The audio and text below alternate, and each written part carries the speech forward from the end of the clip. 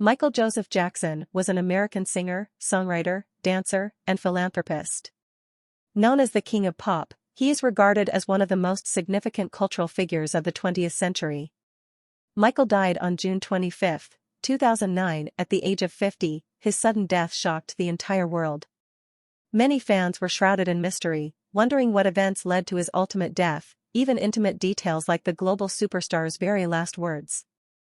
However, it is important to first understand the King of Pop's life in the weeks and months before his tragic death. In March of that year, Jackson thrilled fans at a star-studded press conference by announcing his This Is It concert residency at London's O2 Arena. Although the career comeback wasn't solely due to the superstar's desire to perform again despite mounting debts, This Is It was intended to show the public, who had been bombarded with sensationalized, crazy tabloid headlines for decades, that Jackson still had the makings of an entertainer and the proceeds would help the pop superstar get his spiraling finances under control. Michael Jackson had written new songs and rehearsed several hours a day to prepare for the concert series. But as the production team prepared for the shows, Jackson's already erratic behavior worsened as opening night approached. Emotionally frail and physically thin, Jackson was described by his makeup artist Karen Faye as, quote, very optimistic, but he was on the thin side, Faye said of meeting Jackson in April 2009. By June, everything had changed. He wasn't the man I knew, Faye said. He acted like someone I didn't know. During a rehearsal in mid-June, Jackson appeared very stoic but also scared, according to Faye. Quote, he kept repeating, why can't I vote? That was one of the things he kept repeating. Faye said, adding that she had never seen him, quote, so emaciated. What exactly happened to the pop superstar between April and June that caused such a remarkable change in his appearance and overall well-being? In May 2009, AEG Live hired Dr. through Jackson. Conrad Murray served as the singer's exclusive personal doctor for the tour, although AEG later claimed there was never a contract with Murray. What exactly was Murray's job? To ensure the artist is touring to the best of their ability. When Jackson began rehearsals for the 50 concert dates, he had already been treated for decades for chronic pain. Injuries included head burns the singer suffered while filming a Pepsi commercial in 1984 and later a back injury sustained when a bridge fell over a stage he was standing on during a concert in Munich in 1999 collapsed. In addition, Jackson suffered from sleep disorders, especially after tour appearances and other stressful situations. And multiple diagnosed anxiety disorders meant the global icon had long been on a cocktail of prescription medications, to which she was completely dependent.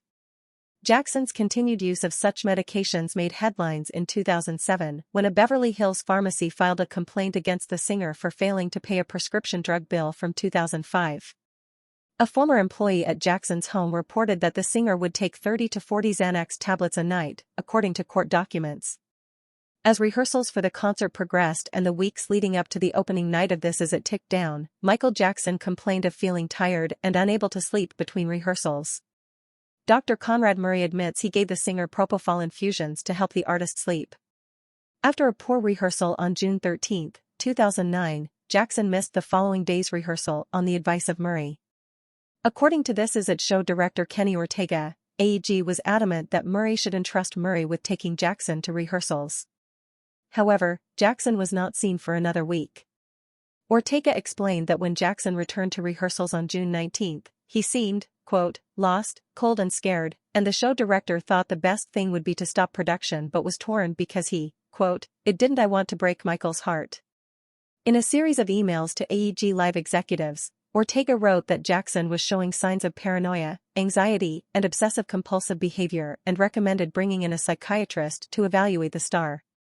At a meeting at Michael Jackson's home on June 20, Ortega recounted that Murray believed Jackson was physically and emotionally capable of handling all of his responsibilities as an artist and that Murray should be the only one who should make such decisions. After a nearly decade-long hiatus in Jackson's music and performing career, as well as an intense period in which he attempted to destroy his legendary career during his trial for alleged child molestation, the world's biggest superstar needed a triumphant comeback like no other. The stakes were as high as ever, and this comeback was simply too big to fail. The show must go on. On June 23, Michael returned to rehearsals, apparently a completely different man.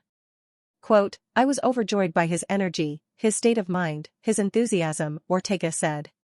Dr. Murray later admitted that he had stopped using propofol the previous 2 nights to help Jackson sleep. A sleep expert confirmed that a person can quickly recover from heavy use of the drug. On June 24, Jackson left home around 7 p.m. and traveled to the Staples Center in downtown Los Angeles for his final rehearsal. Many in attendance recalled that the singer remained in good shape during the show. The rehearsal ended around midnight and Jackson hugged his dancers and thanked the crew.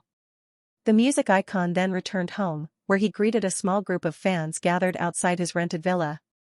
The sold-out shows were only scheduled for a few weeks, and for the first time, Michael felt positive and on his way to giving the audience the kind of performance he felt they deserved. On June 25, Michael began complaining of fatigue in the early morning hours. Dr. Conrad Murray was concerned that Jackson was addicted to propofol and instead gave the singer Valium to help him sleep. Murray said he gave Jackson additional doses of sedatives throughout the night, despite the singer's repeated requests.